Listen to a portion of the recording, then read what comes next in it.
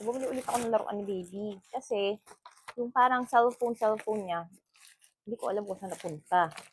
So, bumili rin ako ng alternative which is very useful syempre from ages 3 years old and above and syempre medyo ano naman na yung anakis ko. Alam niyo yun, medyo advanced naman na siya. And gusto niya yung mga yung mga toys na tumutunog. So, isip kong bilhin siya ng ganito. Even though hindi pa naman siya 3 years old pataas. So, ayan, kung gusto natin na malibang si baby, especially kung nasa biyahe siya or kaya naman is ayaw niyo muna siyang panoodin ng mga sa TV. Yan, pwede natin paggamitin ng ganito. So, ito yung mobile phone for your toddler, for your kids. And it has songs. Ayan. So, ito yung manual niya na kung saan may 40 buttons siya and may mga iba't ibang songs. Ang kagandahan kasi dito, hindi na siya battery operated. So, kailangan nyo lang siyang i-charge ng Type-C. Which is meron na siyang inclusion na ganito. Let's open it.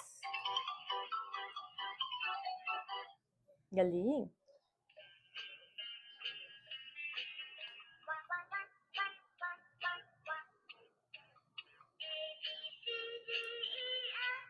Ang ganda.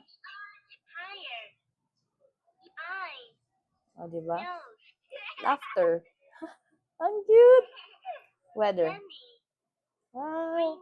Ang galing. Wow, diba? May ilaw-ilaw pa siya. Oh. Ang ganda. So, mukhang ako yung mag-enjoy nito. And pwede nyo pa siyang lagyan ng lanyard para assure nyo talaga na hindi siya malalaglag. So, ang ganda rin itong panregalo. Naghahanap kayo dyan ng panregalo nyo para sa mga junakis ninyo, sa pamangkin ninyo, or kaya sa mga inaanak ninyo. Na-check naman ang mga gamit nila at magugustuhan nila. So, kapag papatayin na natin, ganyan lang. Diba? Ang ganda.